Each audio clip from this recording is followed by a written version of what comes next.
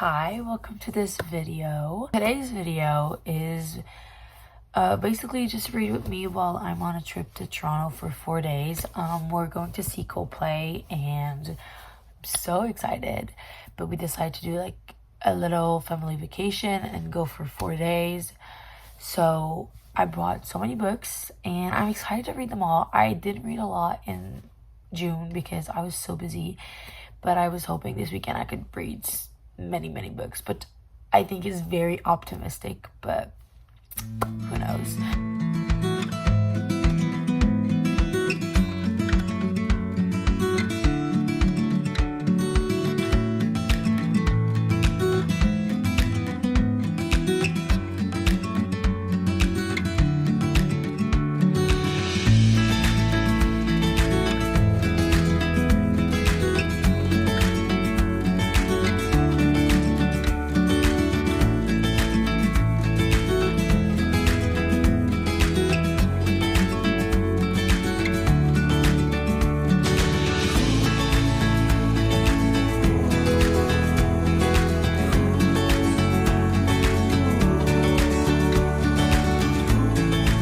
On the way up or down, I don't know, on the way here, my brother and my mom wanted to drive, so I didn't have to drive, so I just read the entire time.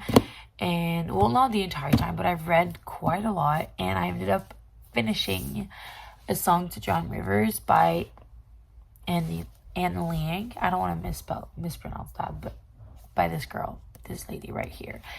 And let me tell you, this book was so good. I ate it up. First of all, it's so pretty. The end papers, everything about this book is gorgeous, okay? It's beautiful inside and out. Like, the writing in this book, gorgeous. The story, I was not expecting that. I was crying at the end of it. And I started it quite a while ago, like maybe a week. I started it like a week ago, but I was working so much, so I didn't really have time to read it. Like, I hate reading a book so spaced out in time, but this one, I could not like forget it. Like, every time I was putting it down, I was thinking about it. It's that good. And I don't remember because I've only heard one person talk about this book, and then I didn't see a lot about it, and then I saw it in the store and I bought it, or like on Book Outlet. But this book deserves more hype. It's beautiful. I'm not gonna spoil the ending, but oh my god, I was not expecting that. Like, I was thinking it was gonna go one way and it went the other way, fully not expecting that at all. But I'm really not disappointed with the ending. I adored it, and there's so many I've never been to China, and I don't know anything about like imperial Chinese culture, but I just realized I've never said what this book is about. But you're following Cixi, I don't really know how to pronounce it, and she is this girl that's like really beautiful. Everyone knows she's beautiful, and she gets like scouted one day to infiltrate the other kingdom. Like, she's a Yu, and she's trying to infiltrate, and she's being recruiting to infiltrate the Wu's kingdom to bring it down, because they're like enemies and they're really bad. I think they're killing a lot of people and stuff like that. So she's meant to be posing as like a fake wife for the Wu king, and then like give information to the Yu's military so that they can take the kingdom down. That's basically what it's about, and it's so well done. I adore the story. You follow this girl Cixi go from a poor village town to this being like a lover of the king, and you see her grow so much because she's training to become like this spy, and she just becomes such a strong woman. And then you follow her in this journey to bring a kingdom down, and it's just so intriguing. And the backdrop of like imperial China is so beautiful and so well written. I was reading it and I could feel myself in imperial China, so that's what this book is about, and I really liked it. And then, as you guys saw, I started reading The Graveyard Shift, or just Graveyard Shift by ML Rio.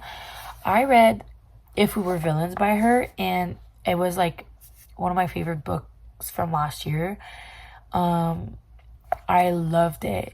And so when I saw she came out with a novella, I was like, need to read it. I even put it in my 25 books to read in 2025. But it's, first of all, so tiny. So I was like, this is perfect to bring on vacation because it doesn't take up any space in the bag. And I can read it in like a day. And so I started this morning. I'm on page 34. If you don't know what this is about, it's like an horror kind of book, kind of mystery horror, I think. I don't read a lot of horror. It personally really scares me, but so far so good. It's not too disgusting, so it's like fine. But I'm afraid it's gonna get gory, which I really hope it doesn't. So this book opens in Eddie's point of view, and basically in her school campus you can't smoke for like a certain distance from like around, and there's like multiple buildings you can't smoke in the perimeter of them. So if you want to smoke in the area without going too far, you have to go in the cemetery. So basically every night these 5 people meet in the cemetery. They're basically just going to smoke their cigarette, but they like, there's only 5 of them every night, so they kind of all know each other, but they're not like really friends. And then this one night they arrive and there's a hole, and this cemetery hasn't been used for like hundreds of years. It's like abandoned. The church next to it is like in ruins. So when they arrive and there's like a hole, like there's a grave, like these are grave size hole, like there's like for a corpse basically. It's freshly dug, and they're like, what the hell is going on here? And then you follow kind of the story of them trying to figure out what's going on. Well, so far I've only read like 2 chapters, and it's really Eddie that's like convinced she can figure it out, and they're kind of all scared. So at first they kind of all go away, and then Eddie's like, well, I need to figure out what's going on, because she's the editor-in-chief of like the school journal or something, and she's like, this is a great story. And you kind of follow her and like all the characters' relationships as they're trying to figure out what's going on with this whole. This is what I've gotten so far. Maybe I'm really off, but I think it's kind of just like a horror mystery kind of thing, which I'm cool with. But if it's really gory, I might hate it. So we'll have to wait and see. I'll probably finish it tonight because it's really short. And I'll give you guys updates. I'll keep you guys posted. I'm really, really excited. I just came back from the concert. It was amazing. It was like the best concert I've ever been to. It was so good. I'm exhausted, but I will try to be reading a bit of Graveyard Shift before going to bed. I need to lock in if I want to finish this tonight, but I don't think I will. And tomorrow we're leaving. Hopefully I can get another book in the road, like on the road, but we've been so much busier than I expected that I haven't done a lot of reading. I'm gonna go read and then go to sleep, and we'll catch up tomorrow. See ya.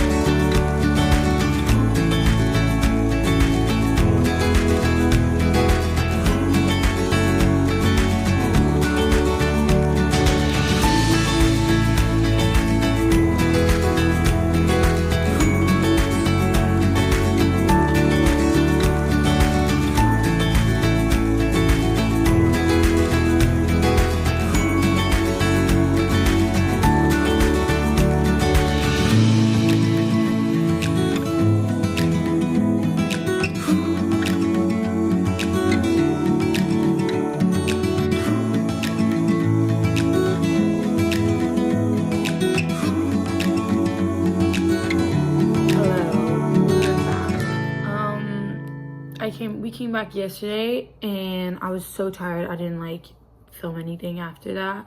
So yesterday I finished graveyard shift on the, I was gonna say the plane, on the car ride. You would think that I would have read this faster because it's really short and I'm a fast reader, but I had no time. Like, we were so busy. Like, we arrived on Saturday, and then we had dinner, and I read a bit and I went to bed. And then Sunday we went to Canada's Wonderland, so I didn't read all day. I read a bit before bed. And then Monday we went to the concert, but then during the day we went to and get our nails done, and we went shopping. I did my course selection for uni, and then we like ate dinner and left. And then after that I read like a chapter. I was only like halfway in. I didn't have no time, but that's okay because I had the best time in Toronto doing so many fun stuff. The concert was amazing, and yeah, it was so fun. I'm so happy we went, but I had no time for reading. However, I'm okay with that. On the car back, I finished it. It was good. I get where people say they didn't like it. I didn't hate it. I think it's a novella. There's not a lot you can do with a novella, like compared to a full-length novel. So I think for the length of it and the genre she explored and like everything she touched in this book, I think she did good. Is it my favorite ever? No.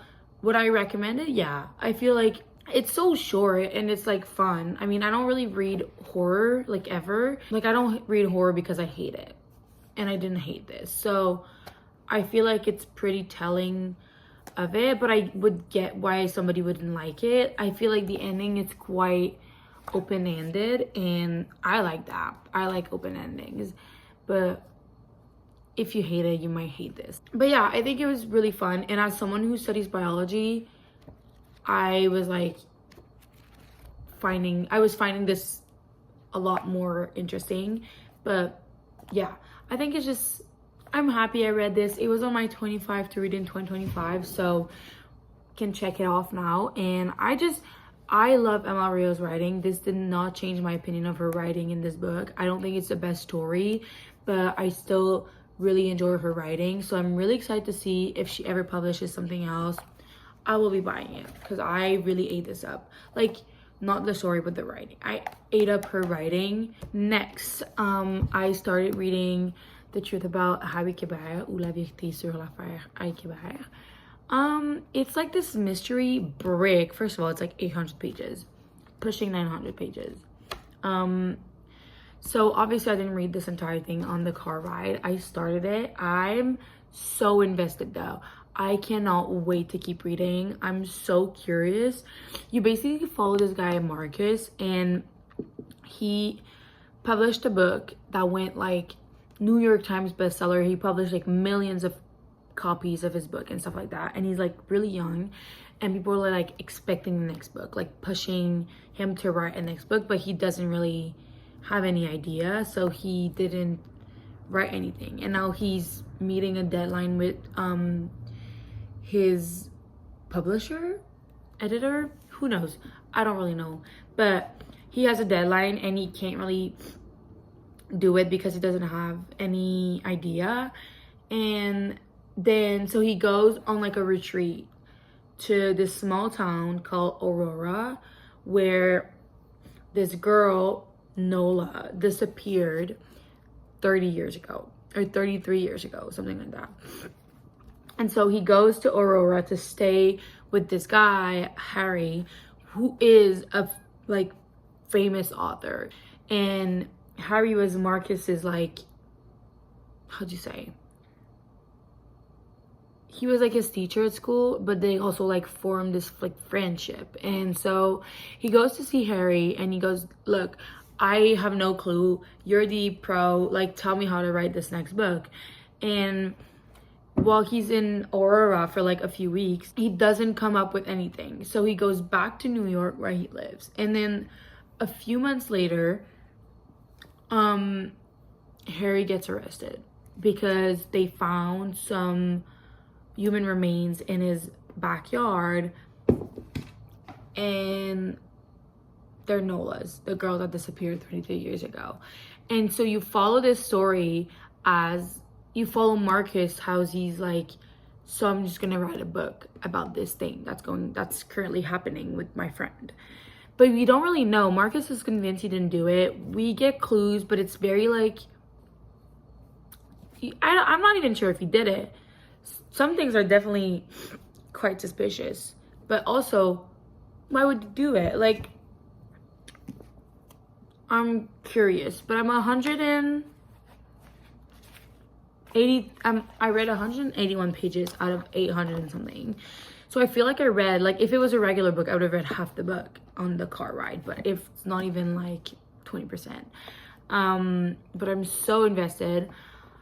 I don't think I'll finish it in this video, but that's so far I really like it. Like I can't really give you a final rating because it's not done, but I would definitely say I recommend it so far. If it keeps going like that, it would easily be 4 stars and above. I'm eating this up. And yeah, so before finishing the video, I thought we could do my book journal because I haven't done it since mid-June, I think. And I didn't read a lot in June. I read 3 books, but I don't even think I've updated all my books in here. And I've never really showed my book journal, so I was like, oh, we could do it together. And then I can show you how it looks so far. Some pages I really hate, so I'm like skipping over it really fast, but I think it's overall kind of cute. Anyways, I will be doing this and I'll show you guys the final product of my book journal.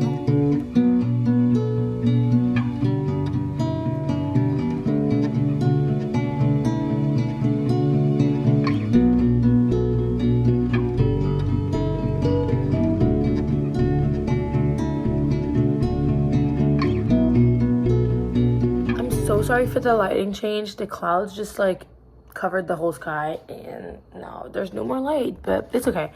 I finished updating my reading journal, so I thought we could do like a little walkthrough before I end this video. And this year I decided to do, I've been doing a reading journal since 2020. During COVID, I was like, I'm gonna start a reading journal. That's kind of when I started reading like so many more books per year. And I've definitely changed the formula of my journal every year a bit. This one is so far my favorite because there's so much more to it. It used to just be like a review of the books, and then I would say like which one's my favorite character, and that was like the only thing. But now like I have so much more. And yeah, one thing I've kept throughout all the years is the review of the books. Like I write a review of the book, and I think that's so fun. I know it's really time consuming though, that's why I was so behind on my journal, but that's one thing I think is so fun because I don't really tend to write reviews on like Goodreads and Fable and stuff like that, or like when I do, it's like a one sentence like, oh my god, this was so fun, or I cried so much, or this was crazy. But this is where I keep like all my reviews, so whenever I recommend a book to someone, I can just like look through my journal, and I really love doing that. But I've also added like so many new pages that I've got inspired from Pinterest or like other creators online, or just like things that I saw, things that I wanted to do. And so I'm really excited to show you my journal. So this is the thing. I bought it at like HomeSense. So the first page is just my 2025 reading journal. Every year I like write the date and stuff. Oh my god, some pages are like gonna fall. Then we have like a reading bucket list. I saw Rachel Catherine do that, and I thought it was so fun. I have a lot of them checked. I literally don't have that many left, but I feel like the ones that I have left, I'm not really gonna complete. One of them is like Prime reading. Like there's like Kindle Unlimited, and if you have Prime, but I canceled my Prime subscription, so like I don't think I'm ever gonna fill that. So I'm trying to find something to replace it with because I don't have Prime anymore. Once I do, then we can maybe fill that. But there's a few that I haven't like filled because some books do more than one, and I try to do one by book when I can. There's like the ones that I have left are Yellow Covers, historical fiction, a book that intimidated me, over 1,000 pages, Prime reading, which I'm probably going to change, sci-fi, a reread, and then on this side is buddy read and DNF, which I haven't DNF'd any books so far this year. So hopefully I don't check DNF because I hate DNFing books. Then we have my reading tracker. Oh, I'm missing 2. I'm actually gonna do this now. So far, I've read 43 books this year, which is quite a lot, but I've definitely slowed down. Like, I've been reading way less, like, books in June and July than the other months, but in the summer, I'm so much more busier than at school. I always have a book going on, but it's always, like, it takes me longer to read them because I'm doing so much more. But so far, 43. My goal this year, I think, is 65 or 75. I think I put 65, but I think I'm definitely going to surpass that. But this goes to 95, which I don't think I will do. But in case, just in case. What I do love doing, and I've been doing every year, is a color per month. Ooh. And so you can see how many books you've read per month. As you can see, I've definitely been slowing down since like February. But it's okay. It doesn't matter if you read 1 or 20 books a year or 150. Still a reader. Then we have the like alphabet thing, like alphabet challenge or whatever, A to Z. Definitely putting it like an extra challenge. Other years, if like a book would start with that, I would just count the second word. But this year I was like, I'll make it extra hard, and I'll just count the first word on the cover. So if it starts with A, if it starts with the, that's the first word. So I've been trying to like find books like that starts with other letter, like People We Meet on Vacation. If it was the people, I wouldn't be P. You know what I mean? I don't know if you know what I mean. So far, I have A, B, C, D, E, F, G, L, M, P, R, S, T, U, W, Z. So I think I'm doing pretty good so far. I don't think I'm going to find an X or a Q. Maybe Q. I don't know. Who knows? Then we have like my favorite book of each month. Some months I put 2 because I can't choose. So that's this page. And then at the end of the year, I'll probably just like highlight my favorite one. And then I have this poster at my house, which is like 100 books everyone must read in their lifetime. It's like a scratch off poster. And so I'm putting like which book from this poster I'm reading. So far, I've only have 1. It's okay. And my DNF of the year, but I haven't DNF'd anything so far. So nothing there. Then we have my series tracker. I saw, again, Rachel Catherine do it this way, and I thought it was so smart. So like, I'm just like coloring each book of the series that I've read. I try to color with the cover of the book. I haven't completed a lot, as you can see. I put the one that I own books from, even if I haven't started it. So like Throne of Glass, I own books from Throne of Glass. So even if I haven't started it, I still put it that way. Like I'm encouraging myself to read the series. And then like the Friend Zone, I DNF'd the first one, but I think I'm gonna still keep going. So that's my series tracker. I'm not doing too great, but trying my best. Then we have my 25 books. My dog just arrived. Hello, baby. He wants to go on a walk. Then we have my 25 books reading 2025. I hate this header. I had to change it like many times because I was struggling, but it's okay. The concept is still there. And then so far I've read 10 of the 25. So I think I'm doing pretty good. I've read Powerless, Sunrise on the Reaping, Picking Daisies on Sundays, Great Big Beautiful Life, Zodiac Academy, Paradise Problem, Cleopatra and Frankenstein, People We Meet on Vacation, Graveyard Shift, and A Man Called Ove. And then the other ones that are like not fully filled in are the ones that I haven't read. And I love this page. I think it's so cute. I just hate this part, but the rest is great. Then we have my start of the year TBR. So that's all the books that I own going into the year. And I don't have a lot left to read. So I feel like I'm doing progress there. And then those are all the books that I've bought or received. As you can see, June went crazy. But that's okay. So it's by month. Oh, I have something in my eye and it's really itchy. And then we have I'm gonna add July and all the rest of the months here. And then we have like per month. So I've tried to do this like cute little page every month.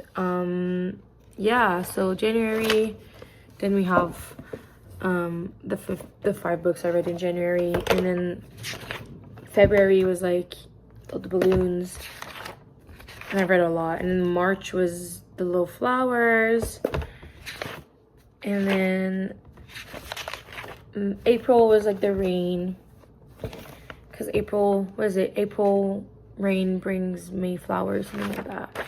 April showers bring May flowers. So, but May, I don't think I put flowers. Oh yeah, I did. May flowers. And then June, I tried to do this cute little thing with what those called, cherries. Kind of a flop, but it's fine. And in July, I did this like cute little, all the like sea things. I really like this. I like the letters like that are uneven. I think it's cute. And then I put the 2 books, but I picked yellow for July, so we can't really see the title.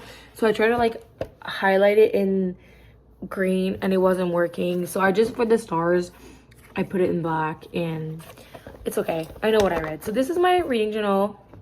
I love it so much. I think I'm gonna add stuff to it, but I don't know so far. I might do like a page like at the end, like my favorite book, and I might do like a little collage or something.